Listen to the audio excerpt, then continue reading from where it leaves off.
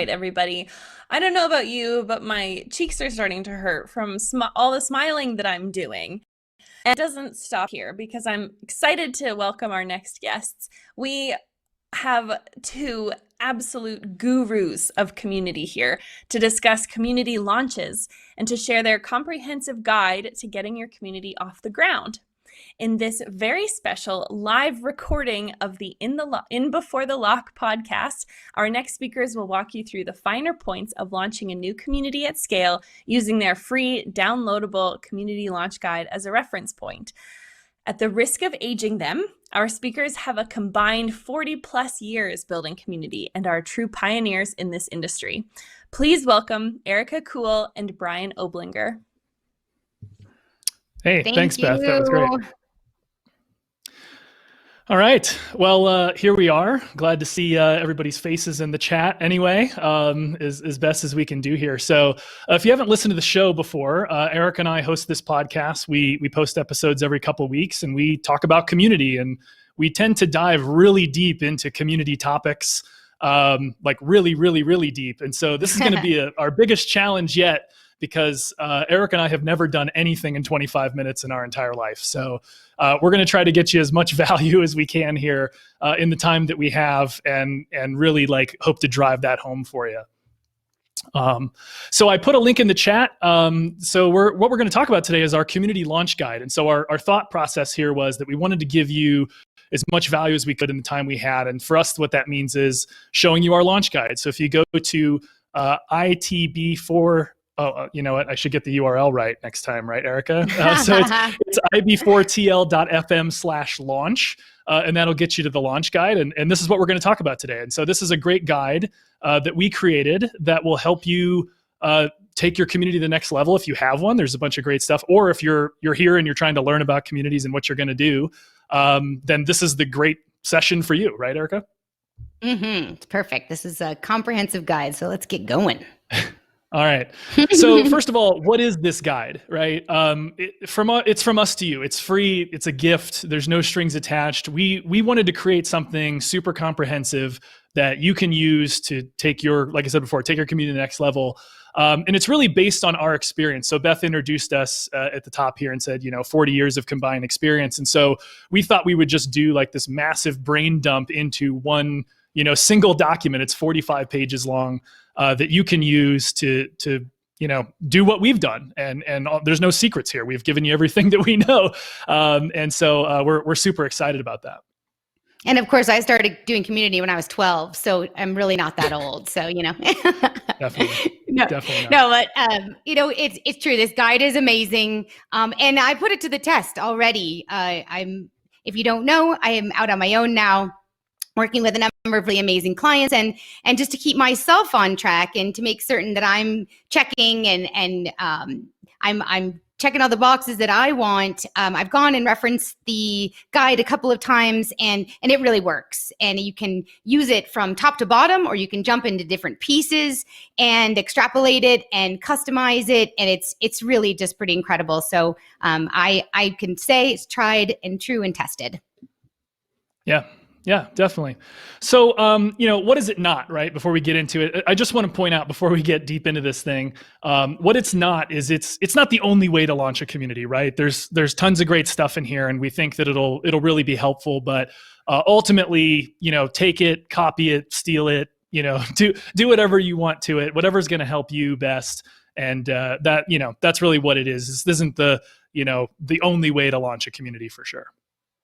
Right. I mean, it's everything has to be before you jump in. Just add your own flair, use it as a guide, and customize it as you will. It's perfect.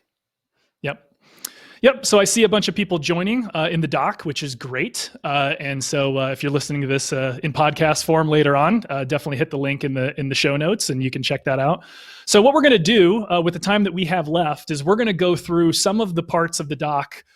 There's so much here. We could spend hours, but we're going to go through the parts of the doc that we think, we want to highlight for you and talk through kind of the main points. So like I said before, it's 45 pages. It's crazy comprehensive. There's a lot of stuff there. But let's start, Erica, with the timeline, because I think that's the one question that you and I get all the time is, what should I expect? How long should it take me to launch a community? And so for those of you in the doc taking a look at it, scroll down to the timeline overview there, and you'll see the waterfall chart. Now, what this is based on is this really based on my experience and a little bit of Erica's as well. So the last 2 communities I've launched, I've done them roughly in a 20-ish week time frame. And so that's what you see here. Your mileage is almost certainly going to vary. Some of these things will be longer, some will be shorter. And there's a lot of assumptions baked in here. A lot of these are assumptions from my perspective of, what do I assume I know and don't know, and what do I need to do? So, your mileage will vary there. But the cool part about it is it's in this really great checklist format, as is most of the document, so that you don't have to, like wade through this stuff and guess. You can just go down the checklist bit by bit and follow along, and that way you'll be ready to rock and roll. Yeah, and I find that it's really, really great with the timeline in particular to set great expectations with a lot of stakeholders, because we definitely know that community is super cross-functional, and if it isn't, it should be. And it's hard to keep everybody on track, and there's a lot of steps in the process. So I find that this is a great graphic and a great timeline to put a really great expectation of where you are in the process and where you still have to go. And it really, for me, is just it shows the interdependencies as well. So you can say, if all things go perfectly, this is the timeline. But we all know that all things don't go perfectly. So you can say— What? They don't? Yeah, I know. It's so surprising. Well, in every community I launch, it all goes perfectly. Maybe not for you, but oh, of course. Yeah, right. But for me, it's a good way to say, okay, here it is, all perfect on the screen, and here we are. But if things shift or change, or if stakeholders move or get priorities change, then this has to shift. So I find that it's such a great way of telling everybody where you are and where you're going and what will have to shift and change. Yep. Yeah. And then each week we've broken it down by each week, right? So you have, discovery, strategy, vendor selection. I mean, every bit of this is broken down into a really digestible, just copy it and scroll and check these things off as you do them. So that's great. The timeline's awesome. Let's, you mentioned the people, Eric. I think that's a perfect segue to another section we want to talk about, which is just a little bit further down below right down below the timeline here in the doc. And this section is really all about, just like what you said, who are the people you need to talk to? What is their interest, or what is their role in this whole thing? And really, like, how are you going to connect with them? How are you going to onboard with them? What does that look like? And so this section really goes through pretty much every department that can exist in most companies, from IT to legal to marketing to product to social, on and on and on. And so we've tried to spell those out, and we've also given you some really good, here's who you're trying to talk to, but what are the desired outcomes of the conversations you're having, and how do you prepare for them, and how do you, set up a kickoff meeting? What does the agenda look like? And so hopefully this shepherds people all the way through that process, where they can connect with the right people, know exactly what questions to ask, what outcomes to come away with, and then they can just, go rock and roll right from there.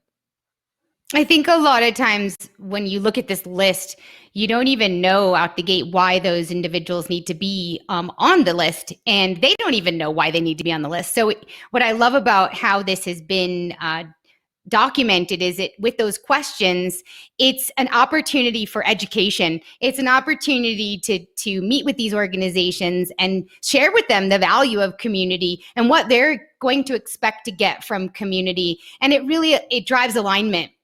So just like right away, you have everybody starting to march to the same drum. So I really love this section to list out all of it. And it also helps you not forget a certain critical function. So there's so many parts of the organization, and you might not, in your mind, if you're getting new with community started, you might not know why certain areas are important. So we've just thrown them all in there, and that way you don't forget anyone in this process. Yeah, my favorite one I'll just point to is the legal section. Yeah. Because I think that this is a skill that, look, most of us don't have, right? We're not legal people. We don't talk to legal often. So I put some extra love and care into that particular section of how to talk to legal, and you'll probably find some fun in there when you read through that one. But hopefully this gets people going and thinking about like you said, who they need to talk to. And I think that's a huge, part of all of this, because so much is just kind of unknowns until someone tells you, and that's the goal here. So.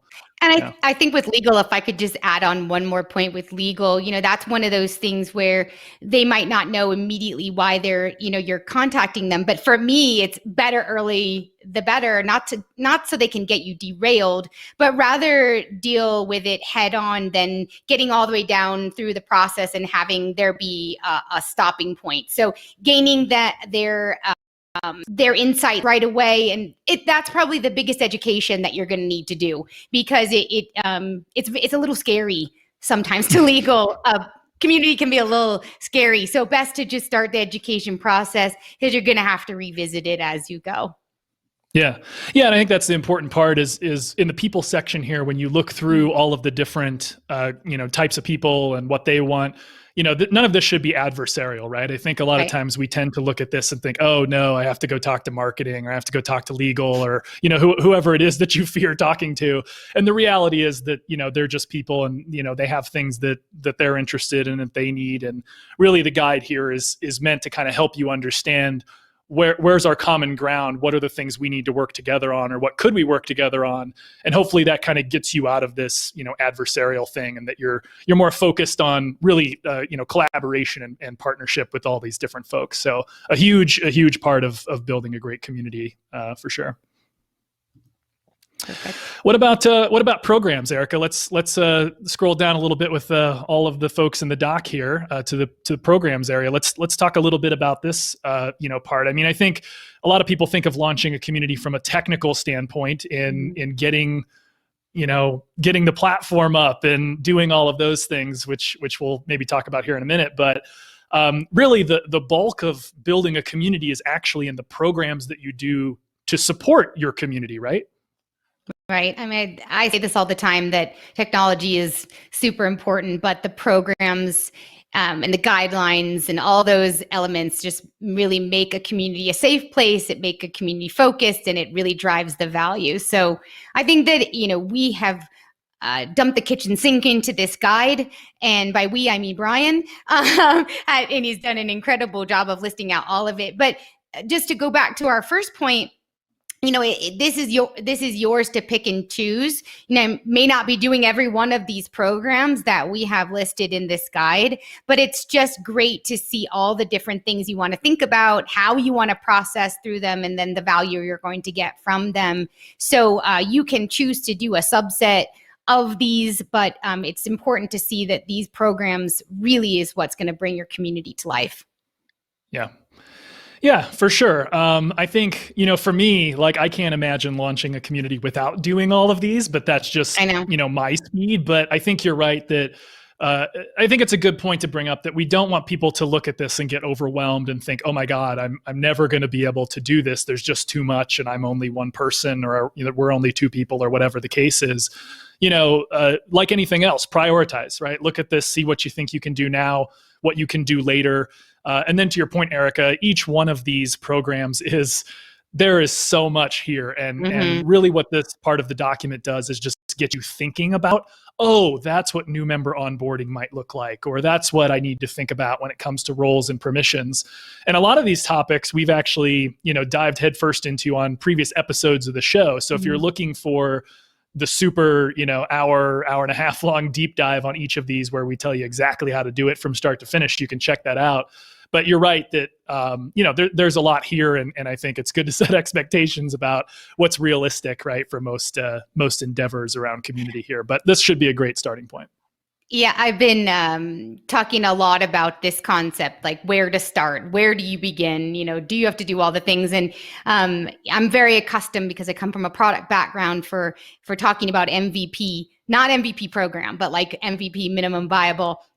And now I've just coined a new term because this really is coming up a lot. And I don't know if it's the time that we're in, but I've coined the term MVC, which is minimum viable community. And it doesn't mean you cut corners. You can't cut corners. You still have to set strategy, and you still have to align goals, and you still have to staff it appropriately and write all the governance and follow a lot of these steps in this guide. But there is a place to start, and you want to start strong. And so minimum viable community can be a really important way to think about phasing an approach. You heard it here first, folks. MVC. Erica dropping new words and phraseology here on the show. We'll add it to our glossary of terms on our site. Yeah, we have a glossary. Yeah, we should. So if you don't know, folks, on our site over there, we have a industry terms glossary where we've put what we think our definitions of these are. So we'll have to add MVC just for Erica there. Awesome. And for those of you that know me well, I make up terms quite often. This is a thing that I do. It's ongoing, I'll just say. Yeah, it is. Awesome. Well, let's see here. So we still got a little bit of time left. Let's talk about technology, Erica. Ooh, yeah. Scary technology, right? So I think one of the things that's interesting here, I'm kind of taking a look at this as I talk here, is that I think most people get into community because they love people, and they love community, and they love the interaction and the engagement, and they're not necessarily technical people by definition, right? Right. And so what we wanted to do here is just put together a list of, here are the things typically in most community launches from a technical standpoint that you should be thinking about. I think most of these you're going to have to do. I don't know that you can really skip too many of these, but I don't want to go too deep into each of these, but I think this is a good list, because I think a lot of people just don't know, like, oh, I have to get a CNAME, and I have to work with IT on that, and I have to get an SSL certificate, and that's another thing you'll work with IT on. So I think it's good for people to have this kind of overview of, here's from a technical standpoint, the things that you should think about and who to go talk to work on them with. Yeah, and I can tell you how helpful this is. This is one of the things that I definitely refer to, because I wouldn't say that this has been a successful element of my career launches or community launches in the past. And not everybody has the luxury of having a team, a tech team alongside of them. So you have to rely on other organizations, and they're stacked up with a million things that they have to do. So the more that you can use this guide and have a clear perspective and a clear list of things that you need to do, it's going to make working with that organization so much better. Because really, working with IT can, it's fraught with lots of things, and you really are going to be challenged to prioritize. So this just says, I got this covered. These are the things. Here's the list, and let's go. So not to pretend that you know how to do them, but just at least to go in with an educated point of view. Yeah, exactly. Awesome. Well, you know what, Erica, we did something here today that is amazing, which is we got through our agenda with 8 minutes to spare. This is a miracle of all miracle kind. So I think what we should do now is let's look at the chat here. So I see some questions we should answer. Let's do that. Yeah. Some of these are actually answered in the guide as well. So we'll do our best to answer that. I got this bug flying around in my face here. So let's see here. So Priya asked, what are key success metrics to track for a community engagement, member referrals, or other? This might have been for one of the other sessions, but I will say that in the doc here, we have a section under programs. So if you look under programs and then measurement, we detailed what we think a good framework and methodology and requirements are for measuring your community. And so this is something we talked about on a past episode, or actually I think we did 2 episodes on measurement. Mm-hmm. But I think it all starts with your goals, right, Erica? Yeah, I couldn't agree more. This is the question that I think maybe, besides where should community live, this is the next question that I get asked most frequently. And you want to do a lot of things, and I know that's not what we're necessarily talking about, but when you think about the measurements, you want to be, you want to align them to your goals, and you want to be realistic and what you can and what you should measure in the first, right out the gate launch and then down the line. So I just can't stress enough that you don't want to set yourself up for failure and promise that you're going to see revenue impact on the first, 2 months of launching the community. So let's just be real. So think about all the different kinds of metrics that you're going to do, including health metrics, including success along the way, and then the long-term hypotheses metrics as well. Yeah. Yeah. Great. Yeah. Another question in the chat. Oh, I'm sorry. Was there something else, Erica? Nope, that was it. All right. This is the stuff that we edit out of the show of you and I stepping on each other, but can't do it in the live deal. So let's see here. A question in the Q&A from Juan Garza, our good friend Juan, of Stack Overflow fame, asked, in your experience, which internal org team would you want to win over first as you build your community? Erica, take it away. Oh, goodness gracious. That's a great question. Oh, gosh. I would say legal. I mean, I got to go with legal. I have had a touchy past with legal, and I kind of alluded to it by having to educate. I really feel like what we do in community is not in a book right now that anyone studies in any sort of legal background. And so everything that you do is going to challenge the world in which they live in. And so it takes time to really get that going. So I would start that early, and I would do it often, because I've been so close to being shut down by legal over the course of my career in community for reasons that don't make sense, but they just are outside of a book. And I'm not saying that everybody that's in the legal background only lives in a book, but that's kind of what you have law for. And so, but we have to evolve, and we have to constantly show value and prove it multiple times. So I'd go with them first. I don't know. What about you, Brian? Well, I'm gonna go. I think you're right, but I'm gonna go with an episode title that we did recently, which was "Close to the Money," right, where we talked about different groups of people, and I think my opinion is always find out who has the money and who makes the decisions, and go win them over first, right? Just as a matter of course, I think that's always a solid plan. Yeah, I might really could go like prioritize through a lot of other ones, but I think you're absolutely right on that too. I also think that it's about trying to find the group that really wants to be on this journey with you and win them over and get them as your internal advocate, because they're going to be the ones, because you can't be everywhere defending yourself all the time. So building yourself a little army of advocates internally that can get on board with it is also extremely beneficial. Yep. Another question here. Let's keep rolling. We still got a few minutes, so we'll answer as many as we can before Beth steps back in here. So Carol asks, do you have recommendations for role staffing a new community? How much should you bring in? How much should you bring in other company employees? It's a good question, Carol. I think Eric and I talked about this on 2 or 3 episodes ago at length, and it's in the guide here as well, in thinking about, who do you need from a cross-functional standpoint in your company that needs to participate in this. And there's a whole section actually in the guide about this. The answer is, I think, all of them, right? Like the best chance of success you're going to have is if you include as many people as possible, and you're able to articulate to them, here's what community is in the context of your organization. Here's why you should be involved in it. Here's why it's important, and here's what we need for you to be successful. And I think if you can answer those questions together as a group of people, then you're going to be good to go. Now, I'll also say, kind of on the staffing part, and we've talked about this on a couple episodes too. Like, I personally generally like to have one person who's a community manager, someone that's done that for a living, and then I like to go find someone inside of the company that has done this, for a while at the company, and they know like where all the content is, and the marriage of that community professional and the person who has the institutional knowledge and can write content is usually a great way to staff a brand new community.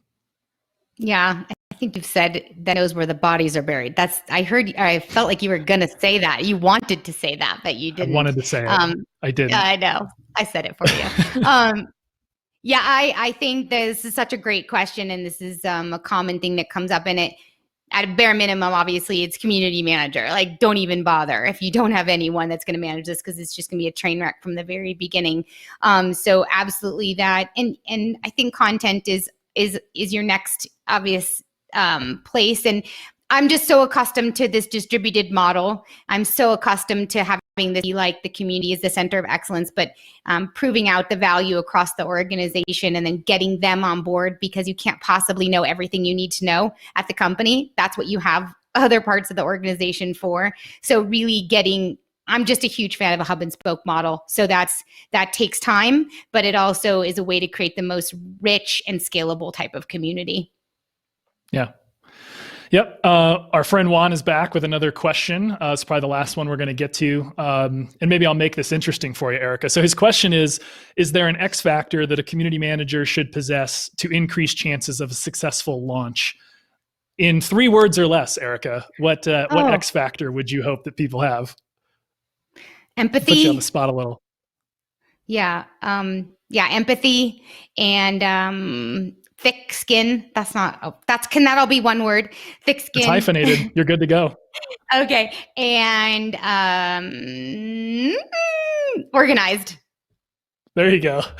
I was going to say empathy is my single word. I think like we focus on the process and being organized and process driven, and, understanding the methodology is important. But I think obviously if you're not an empathetic person, I'm not sure, you should be launching communities typically, right? Full of people. Yeah. So, all great questions. We got about 30 seconds left here. I saw some people in the chat asking about the shirts. You can go to ib4tl.fm/shirts, or just go to our site and you can find them there. Let's see, what else do we have? Oh, Maria Agniva is in the chat.